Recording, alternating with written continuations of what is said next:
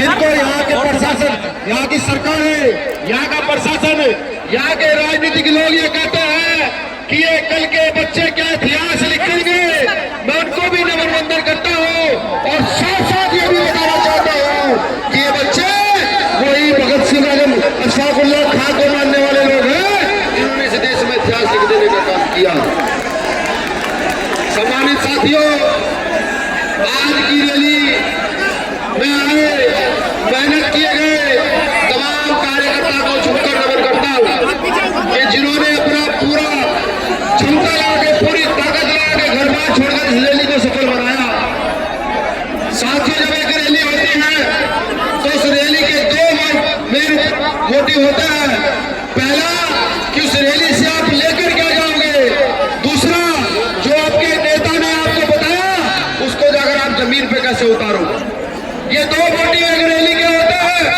अब ये तय आपको करना है, समझना आपको है कि आज इस पुरखे की हम जयंती मना रहे हैं, उस पुरखे की जयंती पर आप लेकर क्या जाएंगे। अभी मेरे तमाम साथियों ने यहाँ से राज की बात करी कि हम इस देश में बहुजन राज स्थापित करेंगे। मैं सुबह से सुन रहा हूँ लगातार ये कहा जा रहा है कि बहुजन राज स्थापित करेंगे। बड़ा सवाल ये है कि आखिर बहुजन राज स्थापित कैसे होगा। क्या सिर्फ माइक पर बोलने से बहुजन राज स्थापित हो जाएगा या सिर्फ इकट्ठा होने से बहुजन राज स्थापित हो जाएगा। ऐसे बहुजन राज स्थापित नहीं होगा मेरे साथियों। बहुजन राज स्थापित होता है एक से एक दूसरे का हाथ पकड़कर चलने में। जब एक पिछड़ा, एक दलित, एक ईसाई, एक अल्पसंख्यक समाज के व्यक्ति एक दूसरे का हाथ पकड़कर चलेंगे और अपने परिवार को लगातार बढ़ाते चले जाएंगे, तब जाकर के बहुजन राज स्थापित होगा। डॉक्टर बाबा साहब अम्बेडकर ने आपको एक आसान रास्ता दिया है इस देश से राज स्थापित करने का।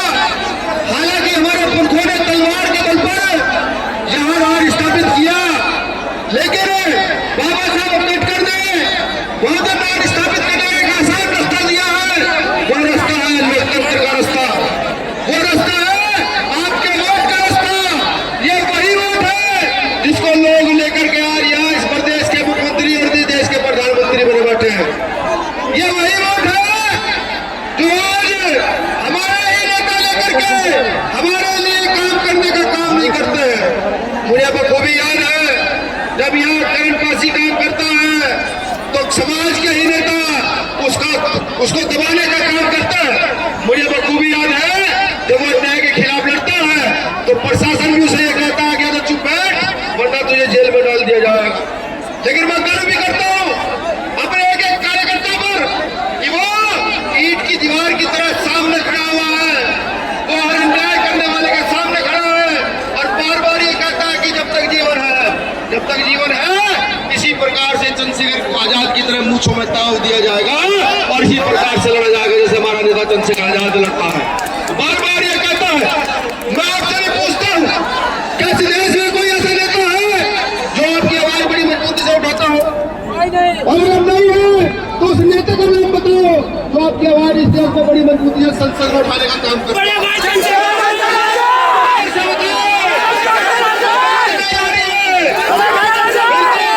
ये आवाज इतनी प्रचंड होनी चाहिए, इतनी ताकतवर होनी चाहिए कि आने वाले समय में जब आप इस प्रदेश की गद्दी पर बैठे और उसके बाद इस देश की गद्दी को अपने वसी मुक्त करें तो इस देश में यह पता होना चाहिए कि बहुजनों का नेता बड़ी प्रचंड ताकत से अपने लोगों को आगे बढ़ाने का काम कर रहा है। ये पता होना चाहिए मेरे साथियों।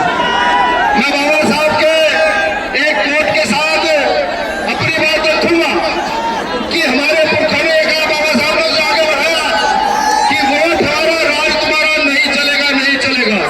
क्या कहा कि वोट हमारा, राज तुम्हारा, नहीं चलेगा, नहीं चलेगा। लेकिन आज वोट तो हमारा है लेकिन राज किसी और का है। हमें यही बात बदलनी है कि हम वोट भी अपना होगा और राज भी अपना होगा। ये जाकर के अपने घर पर लिखने का काम सब लोग कर लीजिएगा, कर लीजिएगा। गली मोहल्ले में जाकर बताइए इस वोट की ताकत क्या है।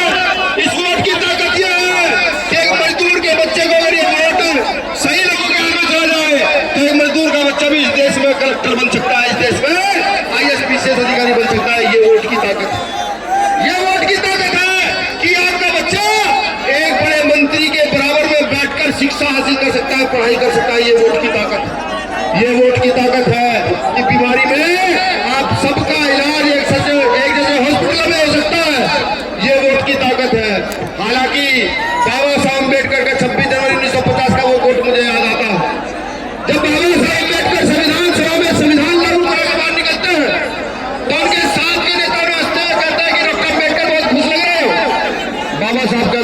बहुत खुश लग रहा हूँ। मैंने आज रानी का पेट चीर दिया है। राजा रानी के पेट से जन्म नहीं लेगा। अब राजा यहाँ के गरीब मजदूर किसान के वोट से जन्म लेगा। तो उनके साथ कहने वास्ते हुए कहते हैं, गौर से सुनिएगा, ये आपके काम की बात है। उनके साथ कहने वास्ते हुए कहते हैं कि डॉक्टर अम्बेडकर अपने लोगों को अधिकार दे चले हो। इनमें बुद्धि कहां से पैदा करोगे? इनमें ताकत कहां से लाओगे? इनमें जागृति कहां से लाओगे? हम तुम्हारे लोगों को डराएंगे, धमकाएंगे या खरीदेंगे? राजा अपना बनाएंगे।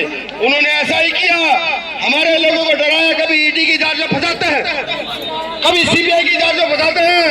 हमारे लोगों को डरा धमका कर इस देश में चंद मुट्ठी भर लोगों ने राजा अपना बना लिया। लेकिन बाबा साहब अम्बेडकर ने एक बात और कही थी, कहा था, मैं जानता हूं मेरे लोग गरीब है, डर जाएंगे, मेरे लोग भूखे हैं, हो सकता है बिक भी जाए, लेकिन एक बात याद रखना, जिस दिन कोई शख्स ऐसा खड़ा हो गया कि जिसने मेरे मिशन को समझ कर आगे की ओर बढ़ा दिया और जिसको तुम खरीद ना पाए, वो इस देश में अपना राजा बनाकर खड़ा कर देगा। ये बात तुम ध्यान रखना। ये वो समय आ चुका है, ये समय आ चुका है।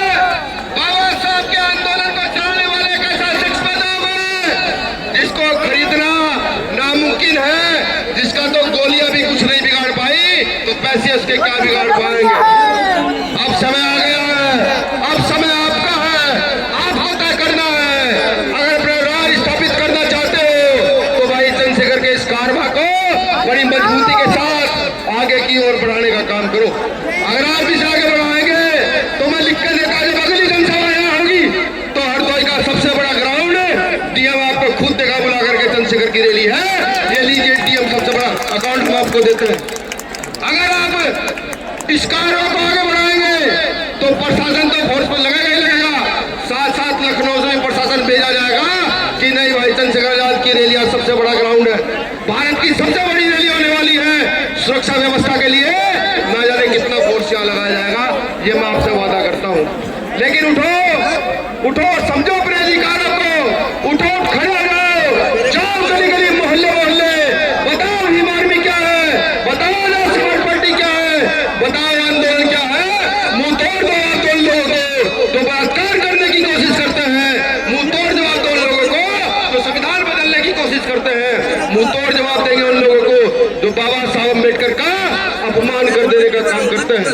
मुंह तोड़ जवाब दिया जाएगा, लेकिन ये जवाब किसी भाषा में दिया जाएगा तो वो एक ही भाषा, वो भाषा है लोकतंत्र की भाषा।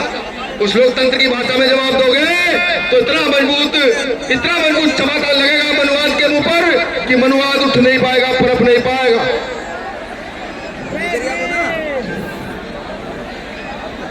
मनुवाद उठ नहीं पाएगा, पनप नहीं पाएगा। भाई आराम से,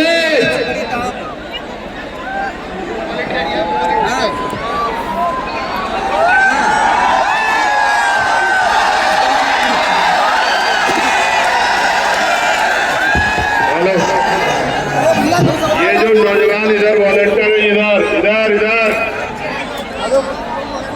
टोपे वाले भाई इधर देख, ए लंबे बाल वाले हमारे छोटे भाई पंकज, पंकज, हेलो अध्यक्ष जी भाषण दे रहे हैं यार, आराम से संभालो भाई। भैया बता सुनो, ये नौजवानों कोई बहन बेटी को परेशानी ना हो जाए, पीछे हो जाओ, चलो पीछे हो जाओ, इधर भी, इधर हटो भाई, इधर भी बहन बेटियों से पीछे हो जाओ, जरा रास्ता आ जाओ, चलो, किसी बहन बेटी को परेशानी ना हो, पीछे हो जाओ, व्यवस्था कराओ अपने आप, मजबूत पिलर बनकर खड़े जाओ, तुम्हारे कंधे में जिम्मेदारी है।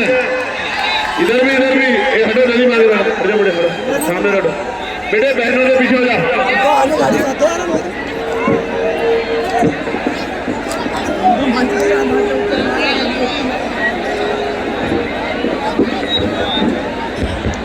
बहनों से पीछे हो जाओ, बहनों से पीछे हो जाओ, इधर हटो, इधर हटो, माँ बहनों से एक तरफ हटो, जगह कम है हम समझते हैं, लेकिन हटो, पीछे हटो, एक पैर पे खड़ा होना सीखो। हम वो लोग हैं जो बहन बेटियों के सम्मान में गर्दन अपनी कटवा सकते हैं, एक पैर पे खड़ा होकर पीछे हटो, चलो ये भी हटो, पीछे उधर से बैठो, अगली भाषण दे रहे, चलो पीछे हो जाओ, गैप होना चाहिए, वहां उधर के आके देख लूं तो गैप होना चाहिए, बहन परेशान ये नहीं कर पा रहे हो, इधर वाले 1-1.5 फीट का गैप होना चाहिए। ये जिम्मेदारी है, नैतिक जिम्मेदारी हमारी है, तुमसे करें। ये जो इधर खड़े हटो,